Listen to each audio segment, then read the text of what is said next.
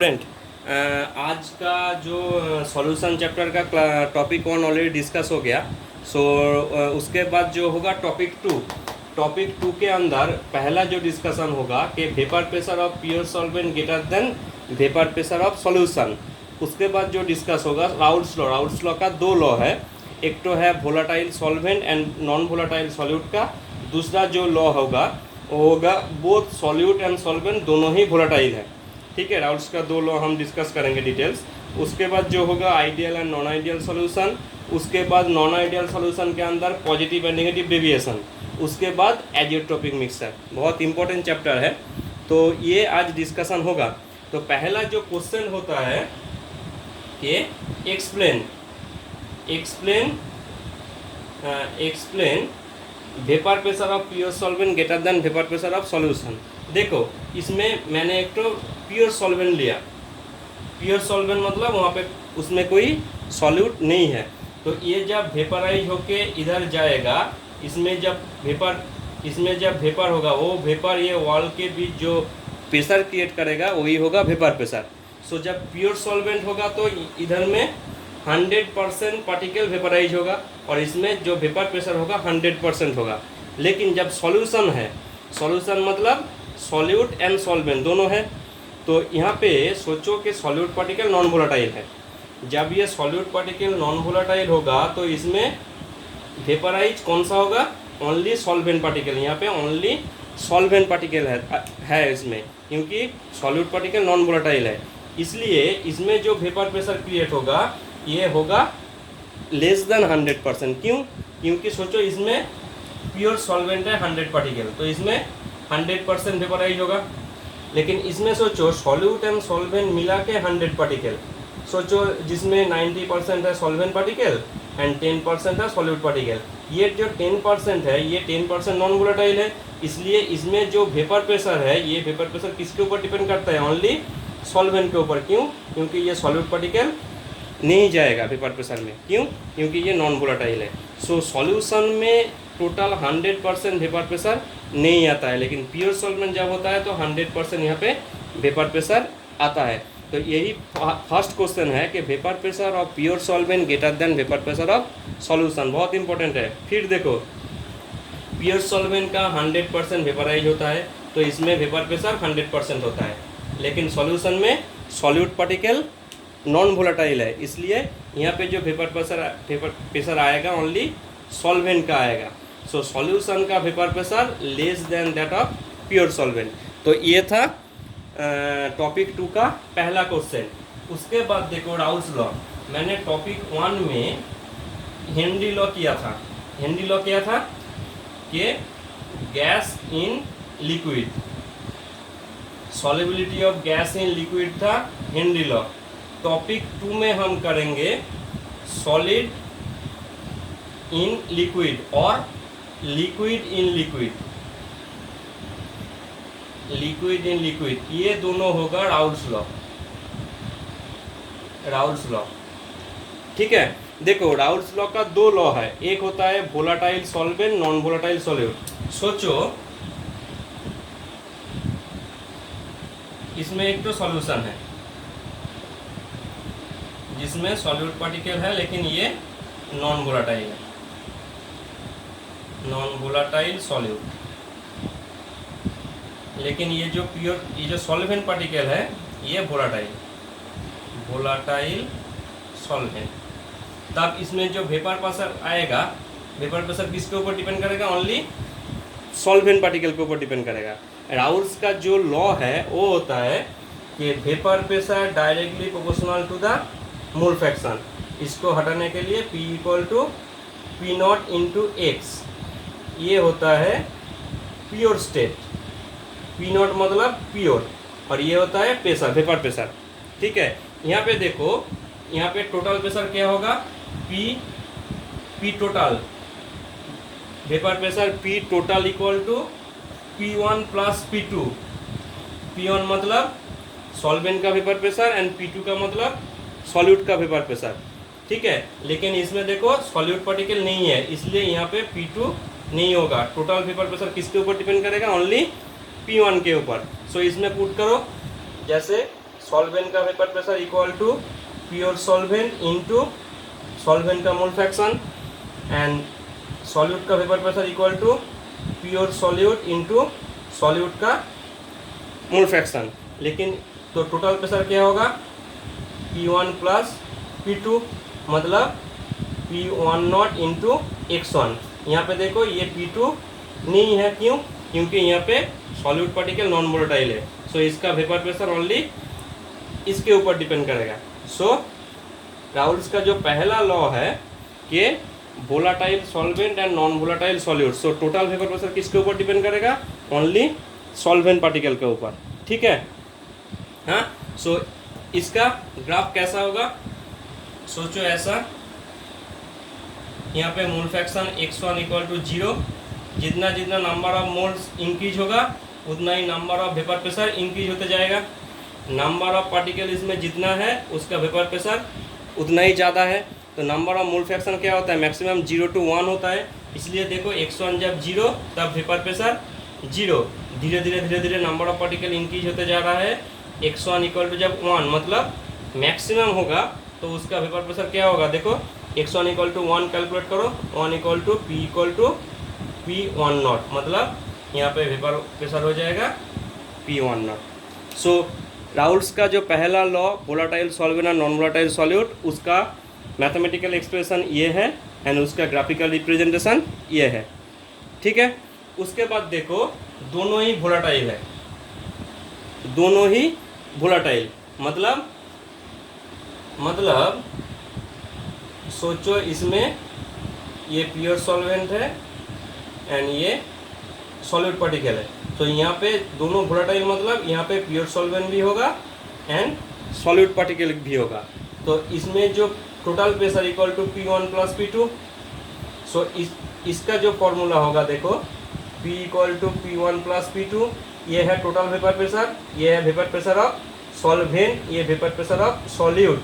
तो vapour pressure P1 equal to put करो P1 naught pure solvent into X1 plus P2 naught into X2।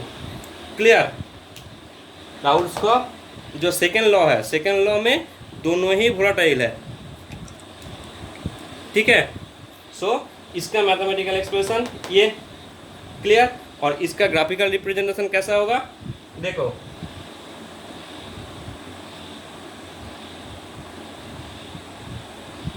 सोचो ये x1 equal to 0 same ये जैसा है, x1 इक्वल टू 0, धीरे धीरे नंबर ऑफ पार्टिकल इंक्रीज होते होते x1 इक्वल टू 1 हो गया।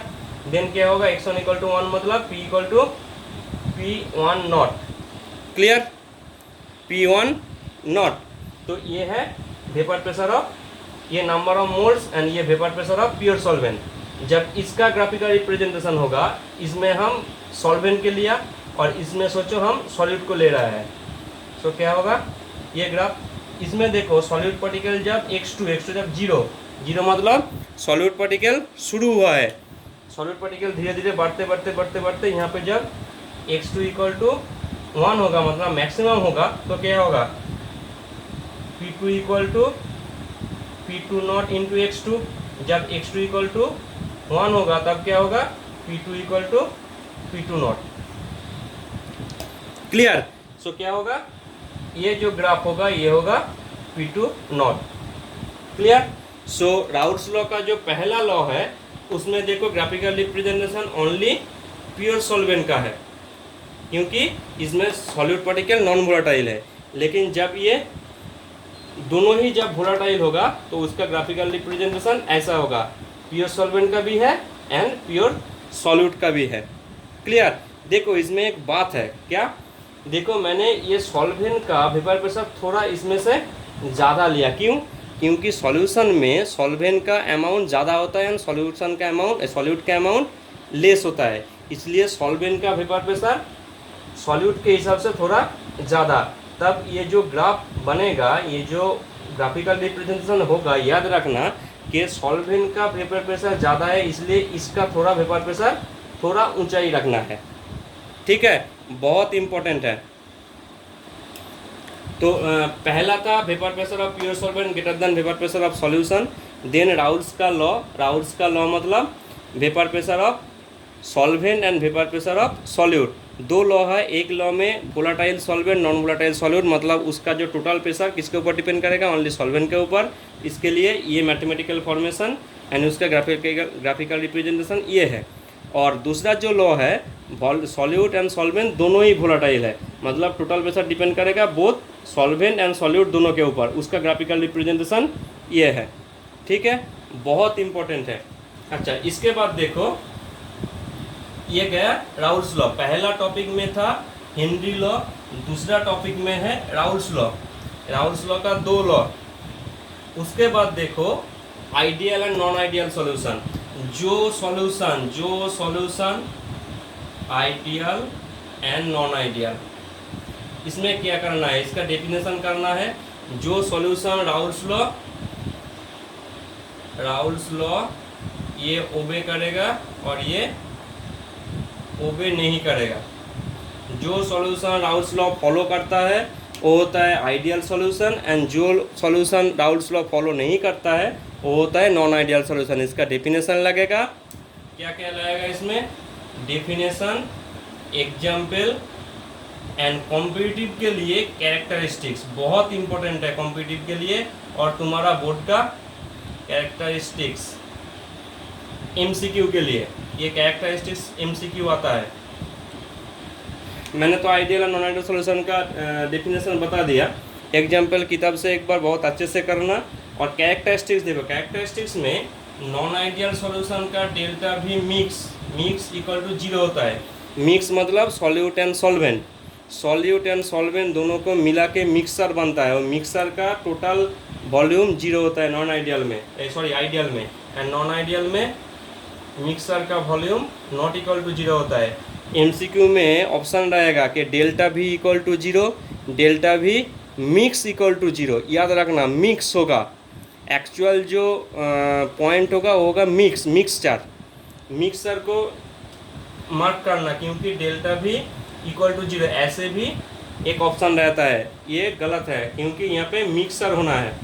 ऐसे ही जैसे वॉल्यूम का मिक्सर 0 होता है, delta S mixer, delta x मतलब एंट्रोपी, ये भी 0 होता है, और इसमें नॉट इक्वल टू 0 होता है। Delta H mixer equal to 0 होता है, डेल्टा एच मतलब एंथैल्पी, यहाँ पे delta H mixer not equal to 0 होता है, यहाँ पे delta H mixer not equal to 0 होता है। तो ये है कैरेक्टरिस्टिक्स, ये कॉम्पिटिटिव में भी आता है एंड बोर्ड का एमसीक्यू में भी आ सकता है। ठीक है, सो पहला है ये पॉइंट, दूसरा है राउल्स लॉ, तीसरा है आइडियल और नॉन आइडियल सॉल्यूशन। क्लियर, उसका कैरेक्टरिस्टिक्स मैंने बता दिया, ये बहुत इंपॉर्टेंट है। इसके बाद देखो non ideal solution. Non ideal solution मतलब जो राउल्स लॉ फॉलो नहीं करता है, मतलब राउल्स लॉ हम बोथ वोलाटाइल को लेंगे। राउल्स का जो दो लॉ है उसमें से हम बोथ वोलाटाइल का जो लॉ है ये हम लेंगे। उसका ग्राफिकल रिप्रेजेंटेशन यहाँ पे मेंशन किया। अच्छे से देखो, non ideal solution, non ideal मतलब राउल्स का लॉ फॉलो नहीं करेगा, मतलब उसका जो ग्राफिकल रिप्रेजेंटेशन ये था ये फॉलो नहीं करेगा, मतलब वेपर प्रेशर जो होना था वो नहीं होगा, आइदर उससे ज़्यादा होगा नहीं तो उससे कम होगा, क्योंकि ये नॉन आइडियल सॉल्यूशन है। सो नॉन आइडियल सॉल्यूशन में दो पॉइंट है, एक तो है पॉजिटिव डेविएशन एंड दूसरा होता है नेगेटिव डेविएशन। ठीक है, तो एक्चुअल ग्राफ क्या था, ये था, ये P1 नॉट था, ये x1 इक्वल टू 0, ये x1 इक्वल टू 1, और ये था सॉल्यूट का, ये P2 नॉट, ये x2 इक्वल टू 0, धीरे धीरे इंक्रीज होते जा रहा है और वेपर प्रेशर इंक्रीज होते जा रहा है, तो यहाँ पे x2 इक्वल टू 1। क्लियर है, और ये होता है P equal to P1 plus P2। तो ये था आइडियल सॉल्यूशन का, लेकिन नॉन आइडियल में क्या होगा, इसका जो होना था वो नहीं होगा, आइदर उससे ज़्यादा नहीं तो उससे कम। क्यों? पहला देखो पॉजिटिव डेविएशन, ये क्या होता है, सोचो एक तो सॉल्यूशन है, इसका एक्चुअल रीजन अलग है, मैं समझने के लिए अच्छे से बोल रहा हूँ। सोचो इसमें इथेनॉल सॉल्यूट एंड सॉल्वेंट जो है सोचो एसीटोन है।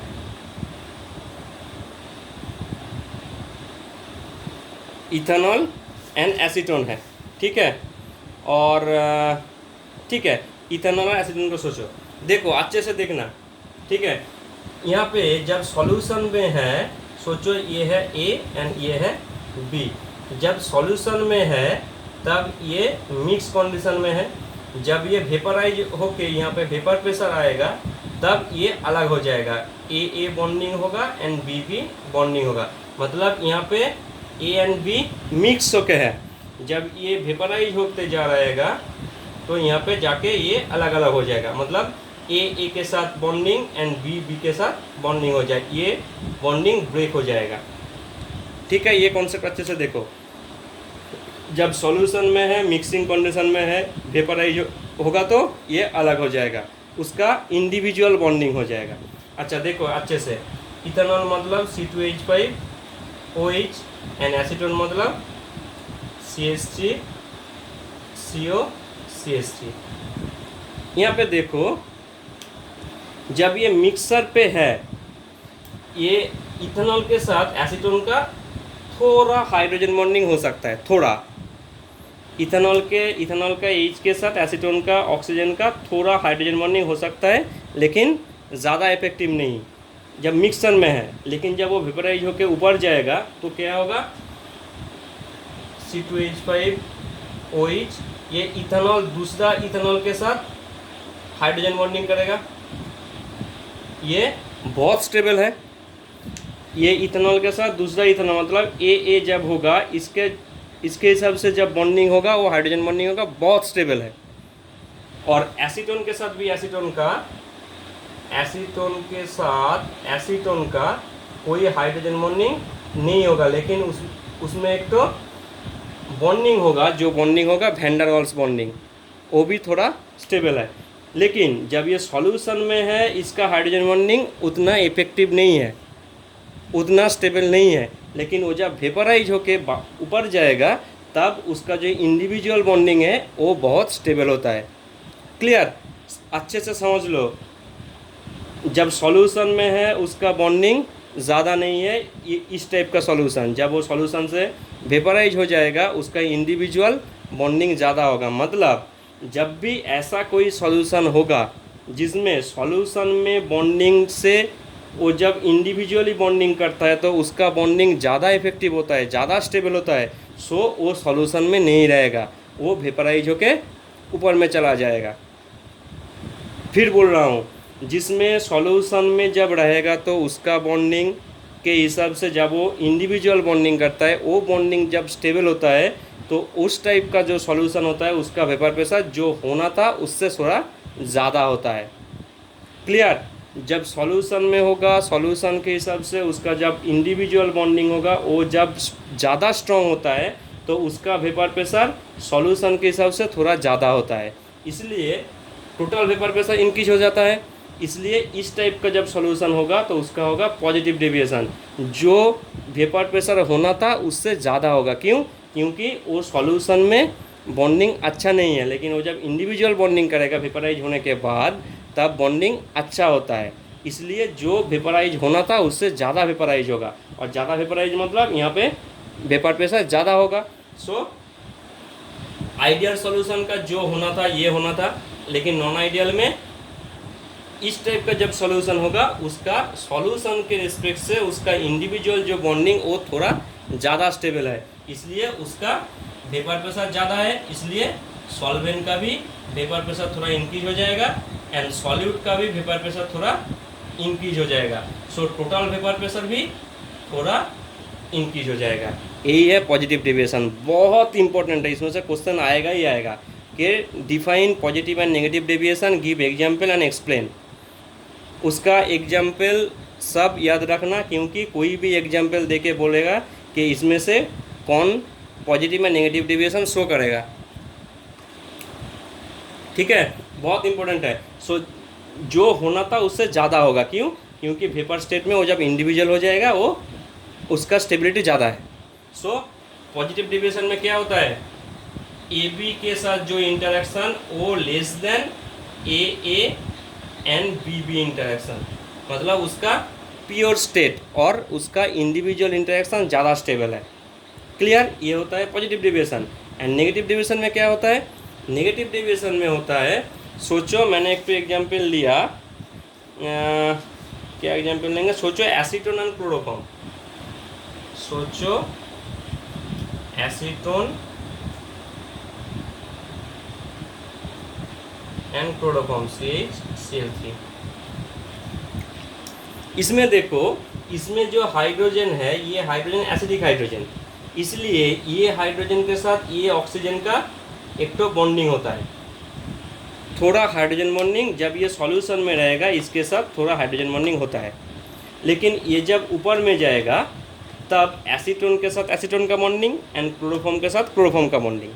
जब ये सॉल्यूशन में होगा तो दोनों का बॉन्डिंग होगा, जब ये वेपराइज होगा देन इंडिविजुअल बॉन्डिंग करेगा, मतलब एसीटोन के साथ एसीटोन एंड क्लोरोफॉर्म के साथ क्लोरोफॉर्म। एसीटोन के साथ एसीटोन का बॉन्डिंग क्या होता है? Van der Waals bonding. And chloroform के साथ क्लोरोफॉर्म का भी CH3, क्लोरोफॉर्म के साथ क्लोरोफॉर्म का भी वैन डर वाल्स बॉन्डिंग होता है। Van der Waals bonding week bonding होता है। यहाँ पे देखो, यहाँ पे एसीटोन एंड क्लोरोफॉर्म जब सॉल्यूशन में होगा एक साथ, तब इसके हिसाब से एक हाइड्रोजन बॉन्डिंग होता है। हाइड्रोजन बॉन्डिंग मतलब स्टेबल बॉन्डिंग। एंड जब ये अलग अलग बॉन्डिंग करेगा वेपराइज होने के बाद, उसके अंदर जो बॉन्डिंग होगा वो होगा वैन डर वाल्स बॉन्डिंग। तो वैन डर वाल्स के हिसाब से हाइड्रोजन बॉन्डिंग ज़्यादा स्टेबल है, इसलिए इस टाइप का जब सोल्यूशन होगा, मतलब एसीटोन एंड क्लोरोफॉर्म का जब सोल्यूशन होगा, वो सॉल्यूशन में उसका बॉन्डिंग ज़्यादा स्टेबल है इन रिस्पेक्ट ऑफ उसका इंडिविजुअल बॉन्डिंग। उसका इंडिविजुअल बॉन्डिंग थोड़ा लेस स्टेबल है, इसलिए इस टाइप जब सॉल्यूशन होगा वो सॉल्यूशन में रहना चाहते हैं, वो वेपराइज नहीं होना चाहता है। क्यों?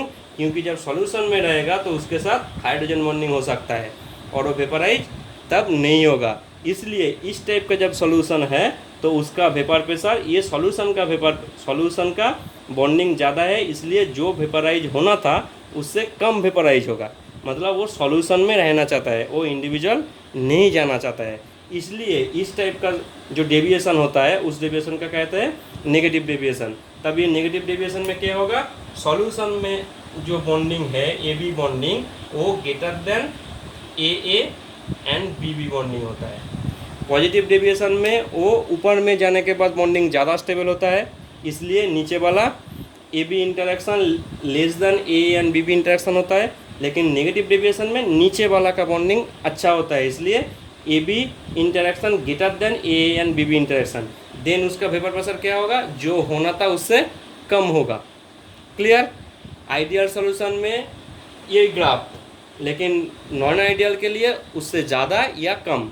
ज़्यादा होगा तो पॉजिटिव डेविएशन एंड लेस मतलब ये होना था उससे कम होगा, ये होना था इससे कम होगा, ये टोटल वेपर प्रेशर ये होना था इससे कम होगा, तब उसको कहते हैं नेगेटिव डेविएशन। बहुत इंपॉर्टेंट है, जब भी पॉजिटिव एंड नेगेटिव डेविएशन का एक्सप्लेनेशन आएगा ये एग्जाम्पल करके ये इसको मेंशन करना है इंटरेक्शन एंड उसके साथ ग्राफिकल रिप्रेजेंटेशन देना है। तो ये था आइडियल और non ideal solution. Non ideal solution के अंदर पॉजिटिव एंड नेगेटिव डेविएशन, ठीक है, बहुत इंपॉर्टेंट है। ये पार्ट में सबसे ज़्यादा इंपॉर्टेंट है ये part, positive and negative deviation.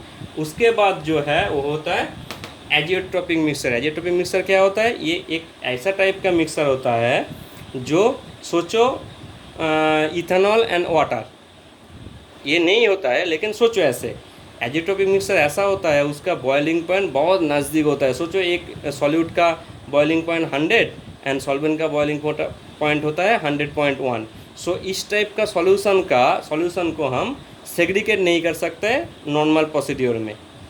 जब इस टाइप का सॉल्यूशन होगा उसको कहते हैं एजियोट्रोपिक मिक्सचर। इसमें से ओनली एजियोट्रोपिक मिक्सचर का डेफिनेशन एंड एग्जाम्पल किताब से करना। उसमें 2 पॉइंट है, एक तो है maximum boiling point and minimum boiling point. इसका जस्ट डेफिनेशन याद रखना, ठीक है। और समझ में नहीं आएगा तो हम ऑफलाइन जब क्लास होगा उसमें डिस्कस करेंगे। इसका एजियोट्रोपिक मिक्सचर का ओनली डेफिनेशन एंड एग्जाम्पल आएगा। क्लियर? सो टॉपिक 2 का यही टोटल सब्जेक्ट था, अच्छे से करना। इसमें बहुत इंपॉर्टेंट जो पार्ट है कॉम्पिटिटिव के लिए एंड बोर्ड्स का MCQ के लिए, ideal and non ideal solution का कैरेक्टरिस्टिक्स एंड बोर्ड के लिए बहुत इंपॉर्टेंट है पॉजिटिव एंड नेगेटिव डेविएशन। ठीक है, तो ये था टॉपिक 2। टॉपिक 3 में जो डिस्कस होगा वो होगा कॉलिगेटिव प्रॉपर्टी। ये बहुत बहुत बहुत बहुत बहुत इंपॉर्टेंट है, सारे का सारा क्वेश्चन कॉलिगेटिव प्रॉपर्टी से ही मेनली आता है, वो हम टॉपिक 3 में देखेंगे।